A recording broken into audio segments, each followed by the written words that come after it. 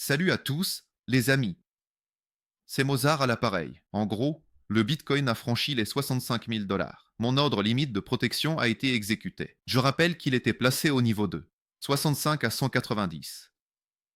Et maintenant, ici, eh bien, cela va probablement décider de tout. Eh bien, si ce n'est pas directement le destin hebdomadaire, c'est-à-dire le destin sur le cadre temporel hebdomadaire, alors ce sommet local sera déterminé précisément à ce point, eh bien, à peu près dans cette plage.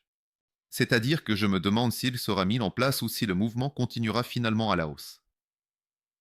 C'est un seuil assez important. Il faut voir comment se clôturera la journée d'aujourd'hui et il faut observer si les ours pourront développer un mouvement correctif.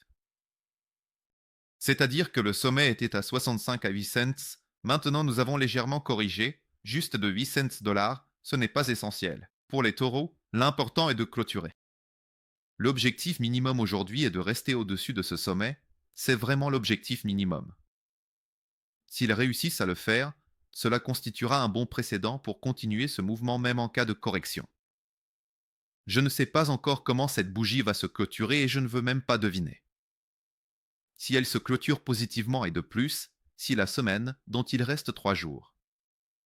Vendredi, samedi, dimanche, donc 3 jours complets et un petit bout de jeudi, se clôture également au-dessus de la barre des 65 000 dollars. 65 à 2 cents, alors en fait, ce double bottom sera clôturé. C'est-à-dire une figure de retournement.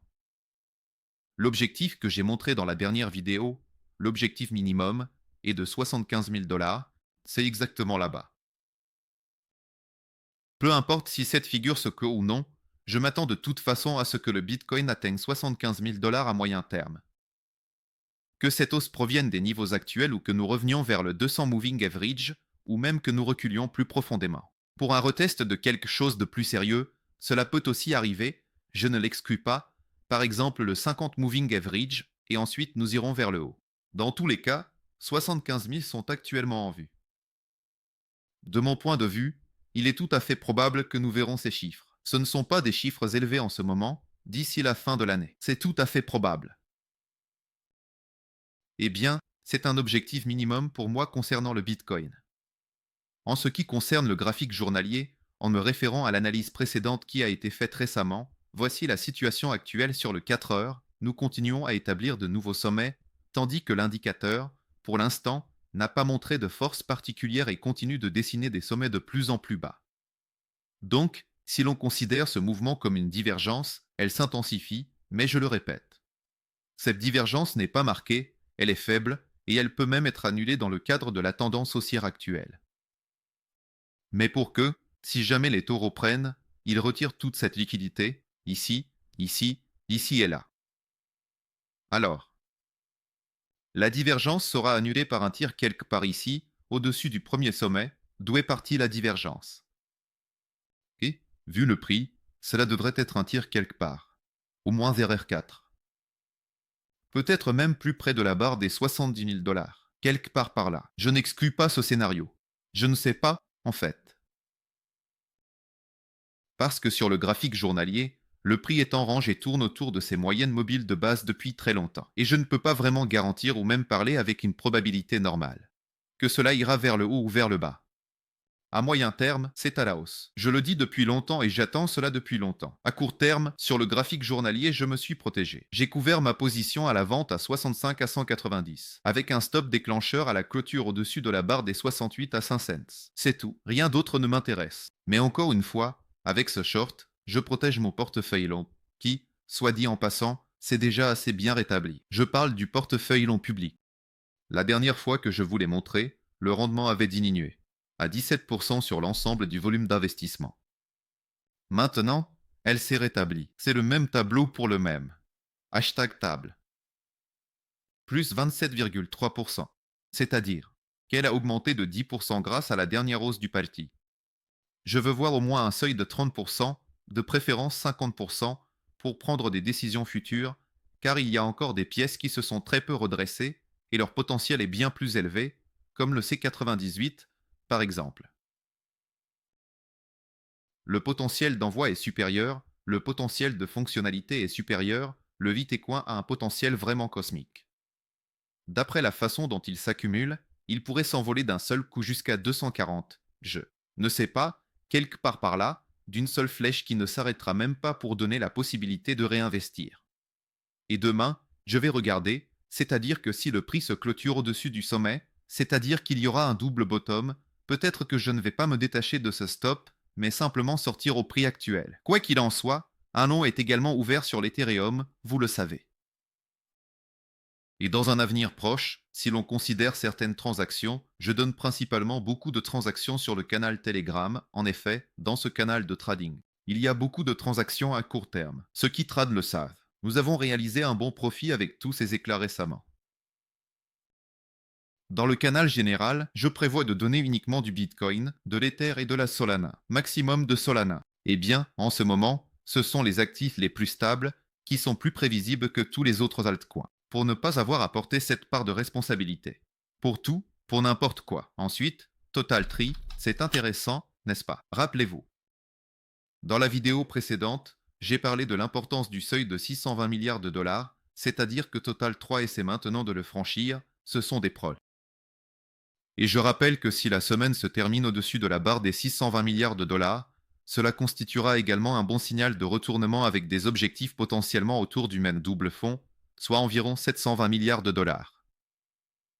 Eh bien, c'est un objectif adéquat, en principe très logique. Il n'y aura aucun problème à y aller. C'est avril, c'est un mouvement qui a été dépassé depuis longtemps par le Bitcoin. Certains altcoins l'ont dépassé, là où les mêmes ont dépassé de nombreux mouvements, mais la majorité du marché ne l'a pas dépassé. On le voit avec le Total 3. Et au minimum, y aller et clôturer, c'est vraiment le scénario idéal. Eh bien, c'est celui que j'attends le plus. Mais je le répète, nous attendons la clôture de cette semaine et voyons où elle se termine. S'il y a 620 milliards de dollars, c'est excellent. Donc, le risque peut être augmenté. Le risque peut être augmenté. De plus, je rappelle que j'ai également écrit aujourd'hui sur le canal Telegram. Regardons quelque chose de Chine. Regardez comme leurs graphiques s'envolent. C'est-à-dire que ce sont leurs indices généraux. C'est un graphique journalier, d'ailleurs. Donc, littéralement depuis le 12 septembre, en 2 semaines, plus 22%. C'est une croissance folle. À mon avis, cette hausse a battu tous les records des dernières années. Depuis 2020, lorsque des mesures de stimulation infinie ont été annoncées. Et cela, d'ailleurs, en parlant de cela, crée justement un avantage pour les actifs volatiles, car cela augmente la liquidité mondiale dans le système. Pourquoi est-ce important? Je l'ai déjà mentionné aujourd'hui, mais je vais vous montrer cela de manière concrète. Voici le Bitcoin. Laissez-moi même vous montrer comme ça sur un graphique propre. Mince, ici ce n'est pas non plus un graphique propre, d'accord, je vais tout supprimer. Et donc, en bas, j'ai ajouté juste avant l'examen spécialement pour que vous regardiez. Graphique de la liquidité mondiale dans le système. Indice de liquidité mondiale. Vous voyez, il est en hausse. Il est en train de monter en ce moment, et récemment, il y a eu une convergence, c'est-à-dire un rapprochement. Le prix du Bitcoin est en baisse au total. C'est-à-dire des sommets décroissants, des creux décroissants, tandis que le graphique de liquidité augmente et que le fond augmente également. Et cette divergence, elle sera probablement corrigée selon les règles de l'analyse technique. Et cela a été travaillé comme ce grand drapeau global dont je parle aussi depuis longtemps. Il est visible sur la semaine, et là avec la mise à jour du dernier sommet, celui-ci. Si l'on regarde comment le Bitcoin fonctionne, on voit que la liquidité est très bien gérée, il évolue littéralement en fonction de la liquidité. C'est-à-dire qu'il y a un an, il y a eu une chute en août-septembre et nous voyons que la liquidité a également diminué, par exemple. La baisse en janvier, oui, il y a une part d'acceptation du Bitcoin ETF, mais la liquidité a également été ajustée. Ensuite, la baisse de juin 2023 et la liquidité ici. Ensuite, la baisse, la crise bancaire de mars 2023 et la liquidité ici dans la baisse. C'est-à-dire que les plus bas historiques pour le Bitcoin, et bien dans ce cycle, ne sont pas les plus bas de ce cycle, les plus bas. La plus forte baisse de liquidité. C'est-à-dire que la corrélation entre la liquidité mondiale et l'actif risqué, qui reste jusqu'à présent le Bitcoin, est très élevée, vraiment. Et maintenant, je le répète, nous voyons ce qu'on appelle la convergence. Quand nous avons marché, nous avons grandi, puis nous avons continué à évoluer dans une tendance latérale. Pendant ce temps, le Bitcoin a quelque peu diminué, c'est-à-dire qu'il a déchargé les indicateurs et la liquidité a continué à augmenter, tandis que le prix du Bitcoin a continué à baisser. Convergence. Prix en baisse, indicateur en hausse. Cela signifie que ce ressort se comprime et il est tout à fait probable que nous avons commencé, eh bien, nous Sommes maintenant témoins du début de ce tir. Quand cet argent commencera enfin à affluer vers les actifs, surtout après que le marché a accueilli positivement la baisse de 0,5% des taux de la Fed, après que la Chine injectera encore près de 150 milliards de dollars dans le système, cela représente un risque. Sur les marchés. Et de mon point de vue, il faut en profiter d'ici la fin de l'année. Il faut en profiter tant dans le contexte d'une bonne sortie profitable de mon portefeuille à moyen terme que dans le cadre de nouvelles transactions à moyen terme. Et même à court terme. C'est-à-dire qu'en principe, le profit peut être assez bon. Il est tout à fait probable que la phase de marché que j'attendais depuis environ 5 mois commence. Ça a été long, c'était une longue attente, la première fois qu'un tel long période de correction se produit après le halving, mais c'est tout à fait probable que ce soit elle. Quoi qu'il en soit, je vous tiendrai au courant et enregistrerai des vidéos. Et tout ira bien. Je ne vous laisserai pas sans analyse. Si jamais il y a des opportunités, je vous en informerai aussi. Eh bien, je vais le dire, soit sur Telegram, soit sur YouTube. Merci à tous. Voilà, c'est tout. C'était Mozart. Et à tous, au revoir.